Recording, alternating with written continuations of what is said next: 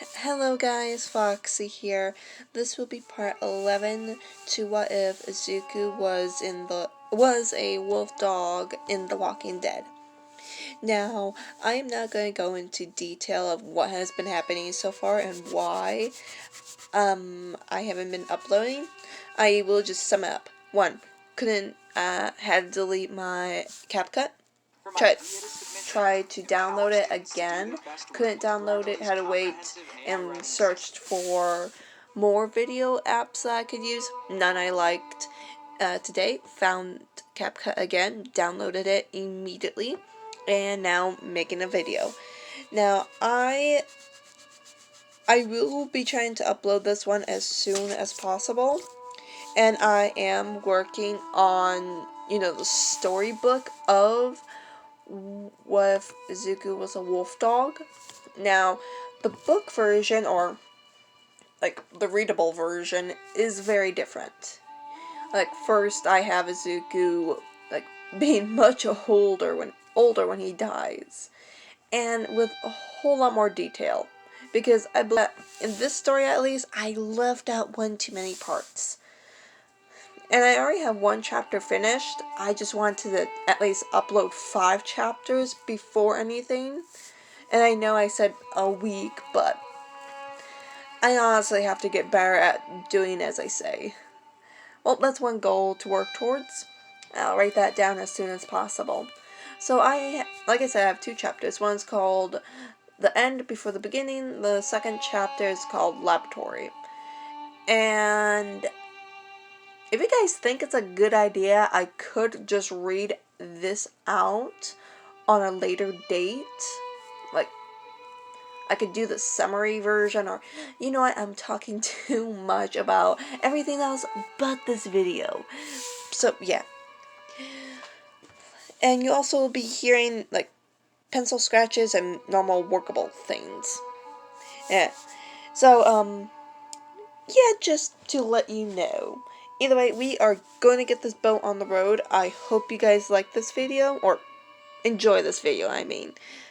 Let's get this on the road, shall we? Our POV. Izuku ran as quickly as he could, his paws digging into the ground. He could already feel the sticky, wet blood between his paws, coating his fur, clumping it together. But he couldn't care. He ran and ran, as far as he could, as long as possible. But he felt like he was already miles away from her. From Sophia. Sophia, that's her name. The world seemed to go out of focus for a moment, and he knew he shouldn't be passing out right now. His muscles, yeah, they burn and all, but he doesn't feel exhausted. He remembered when he was a hero. He would run for hours on end, never taking a break, not even when he had to drink something. But he only been out here for 20 minutes. And he has 4 legs. So why is he tired? Not tired. Why is the world so out of focus? But he didn't care. He knew where she was. So he followed what sounds like her footsteps and her shrieks of terror. Soon enough, he found her, luckily at last, but all that came from it was a nasty wound on his back.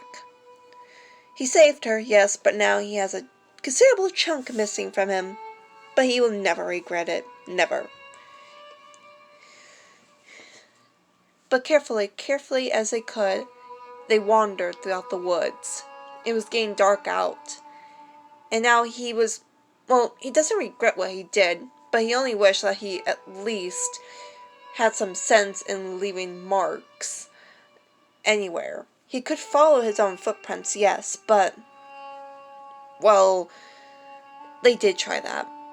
But there's one slight issue. There seems like a horde passed by, a whole lot smaller than the one that was on the highway, but a still considerable horde, and with their luck, the horde trampled all over the footprints. So no luck there, and since Izuku was being A squirrel, just hopping from one place to the next so quickly, his footsteps were all tangled up and messed up. And Sophia, with her light footsteps, barely made a mark in the grass. Izuku wanted to grumble and mumble, but he couldn't. There was no time for that. They had to get out of here, like, now. So with a trot, they walked deeper or further away from the highway. He just hoped that by daybreak they would be closer, but they had no such luck. Instead, they found a well-built house to work with. He sniffed it out. There was no walkers. It seemed completely and utterly abandoned. But carefully they wandered throughout the house. Izuku knew in this moment of time, mankind can be the worst enemy other than the dead. So his hackles were raised when he heard footsteps. Not the footsteps of the unsteady dead, but instead the footsteps of a human being, controlled in their movements, with a steady gait. He heard them. They were upstairs. It must be a man or a woman, fully grown. Children have shorter and lighter footsteps. Carefully, Izuku walked up the stairs, trying to have Sophia stay down there. Luckily, she was too scared or knew that she shouldn't follow the dog. Izuku, with silent footsteps, wandered upstairs. Someone was moving things around, and they sounded rather big. Might be just one big muscly person or an obese one. Carefully, he peeked his head through the doorway that was making the most racket. And indeed, it was a man, and overweight. He had a wife beater on that surely did not cover up his stomach. He was sweaty, as if he walked through the rain, hair as oily as a snake. Izuku's pretty sure if you press a teaspoon to that head, the teaspoon would be overfilled with oil. And not the good type of oil. Izuku raised his hackles but did not dare make a sound. Maybe he was just trying to find something. Tried to be another survivor. But this man didn't seem good. It seemed something off with him. Something that wriggled underneath Izuku's skin. He carefully walked backwards, making sure to not make even a sound of his own breath. He wandered downstairs, carefully as he could be. Before Sophia could speak, he pressed a paw against her mouth. But that only left a bloody paw against her lips. Izuku felt bad, and he carefully grabbed a towel that was laying around. It was, dusty and all, but it would serve perfectly fine. She gave a silent nod and wiped her mouth. Then she hugged the dog. Izuku was baffled, confused. And again his hackles raised. He was ready to bolt. And so silently, she whispered, "Thank you." A memory flashed in his mind of a little girl similar to this own, but instead with silver white hair, red eyes, and a little horn. That little girl was as beautiful as a diamond, and eyes that could enchant anyone with their cuteness. He wanted to cry. Deep down he knew who this was, how it tore him from the inside out, how a too small grave had to be buried underneath layers and layers of dirt.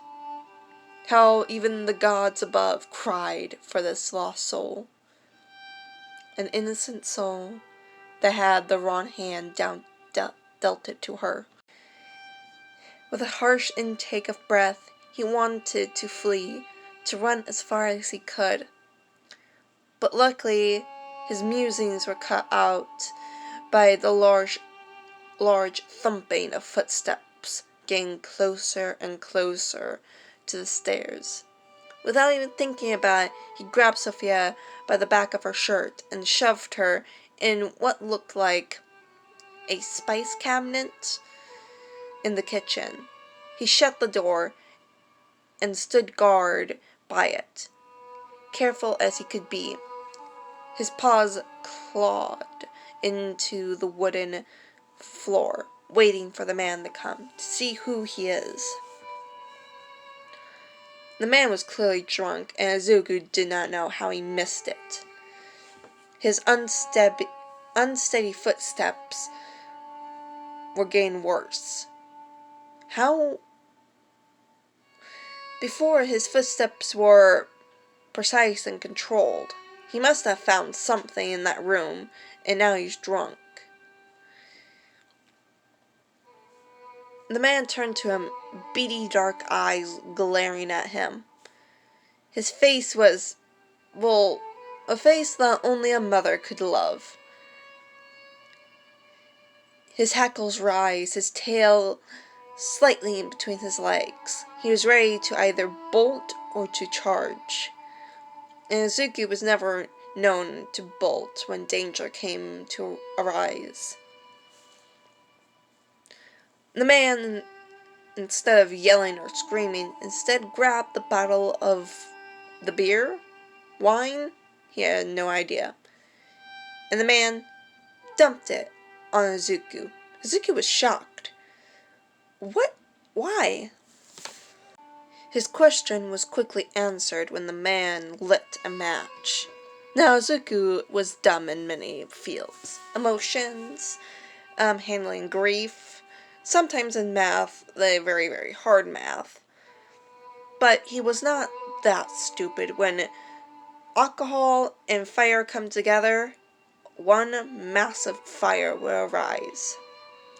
Izuku couldn't do anything. If that fire hit him, he would, implode into flames. And that would be dangerous for him and the little girl. So he did the only thing he could do. He jumped out the window. With shattering glass he ran.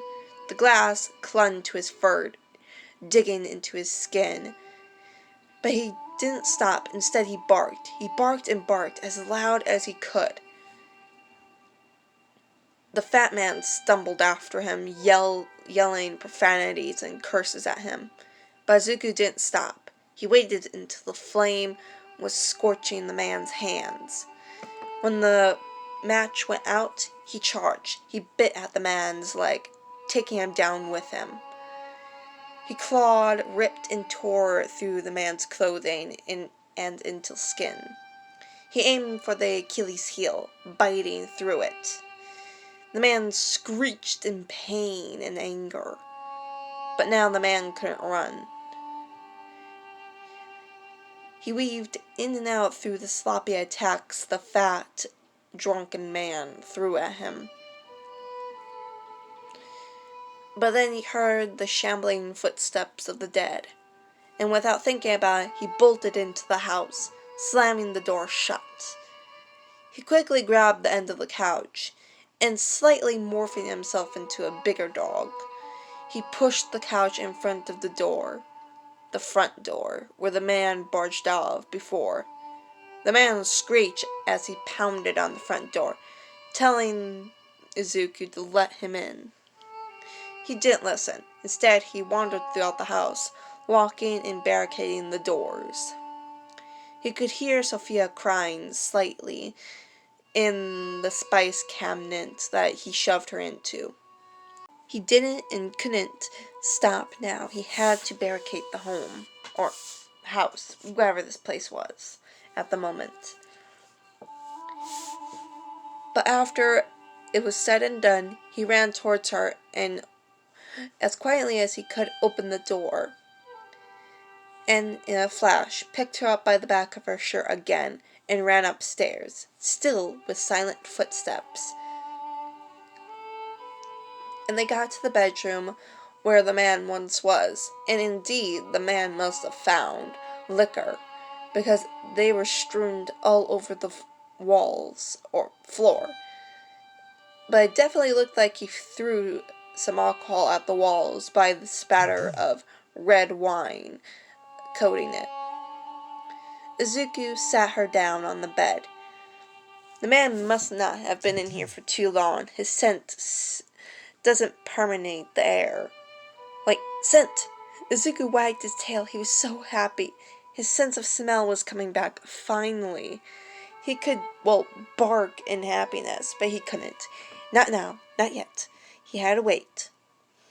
Sophia was, scared. He could tell that for sure. But they slept easy that night. Hopefully Rick and everyone else did as well. By daybreak, they wandered throughout the house, picking up whatever they could bring with them. Anything could be useful. Izuku found duct tape, and a genius idea arose. He plucked Sophia up and sat her down on the couch that was against the front door. And then quickly he tore the couch apart. He grabbed the metal springs that were in the couch and pulled them out with valiant effort. Sophia looked confused, rightfully so. Then, quickly, he ran upstairs. He looked like he grabbed magazines.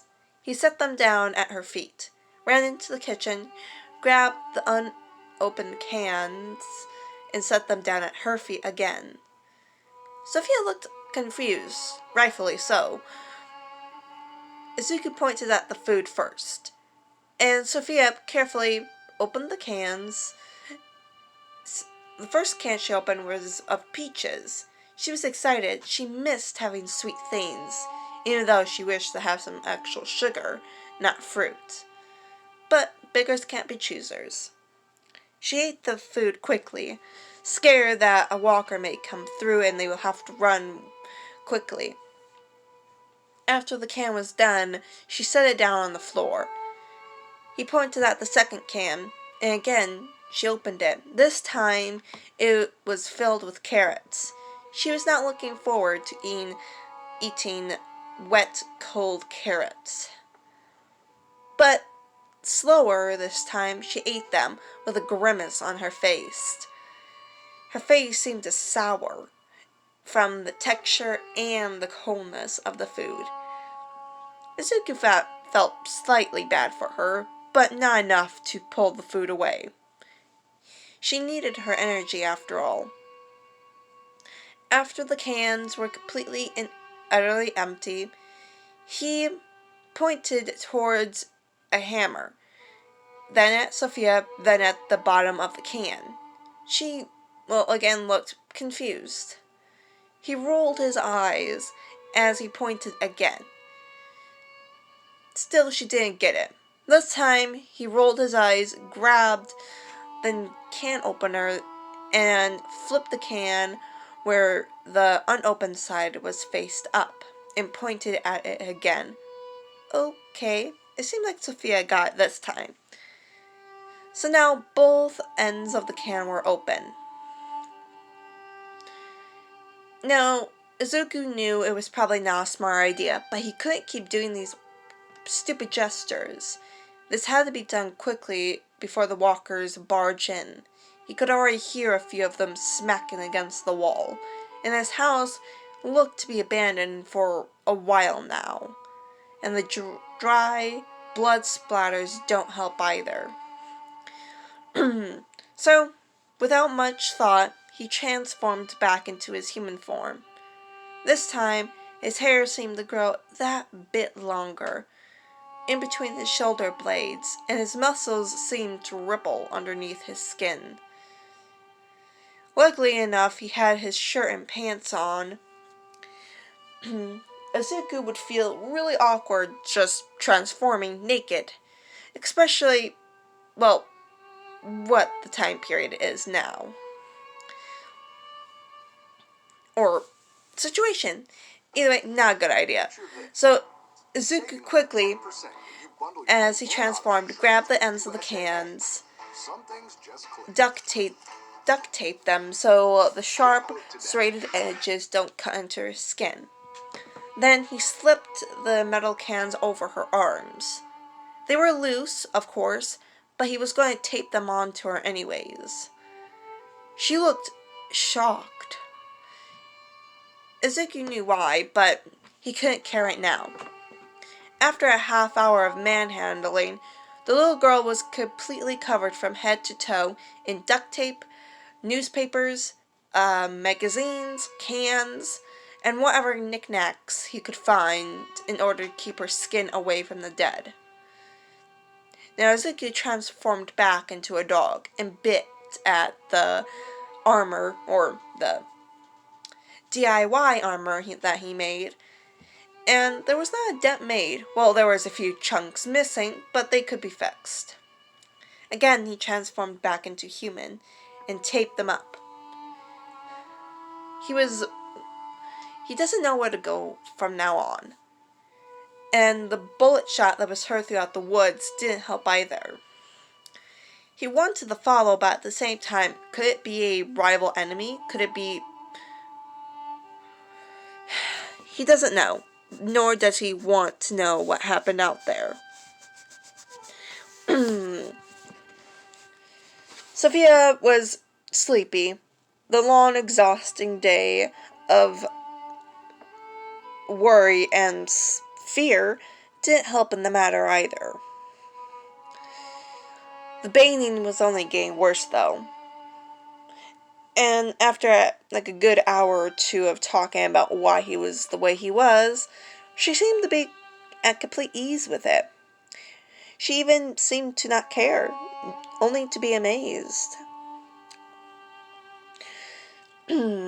Carefully, ever so carefully, he picked her up, and they wandered as far as they could away from the sounds of the undead. Then they carefully snuck out. He had to transform back into a dog. He would be faster than the actual zombies. And Sophia, brave, oh so brave Sophia, clung to his fur like a spider monkey as they raced throughout the woods, evading walkers here and there, jumping over logs and loose branches. He was at now a steady trot. He was following the river, or lake, wherever this place was. And he saw something, or more like heard it. It was the nicker of a horse. And he was confused. How the hell are a horse or horses out here? Is it a horse? I want to see a horse. Come on, Mr. Doggy, I want to see a horse.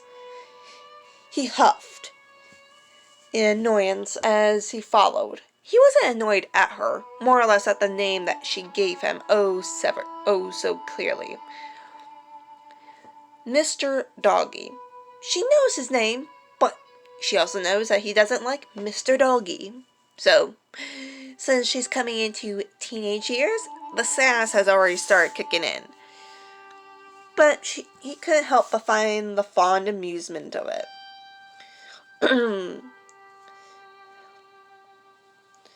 But then, something peculiar happened. The horse raced by, nearly colliding in them, but he also heard the thumping, or the thump, of somebody falling into the river.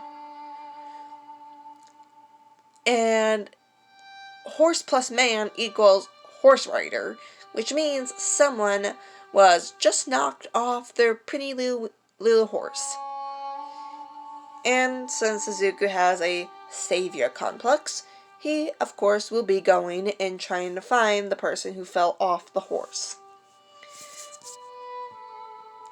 And when he did, oh sweet Lord mercy, it was Daryl Dixon, with a bolt in his side. Izuku huffed and quickly nudged Sophia off him and jumped down into the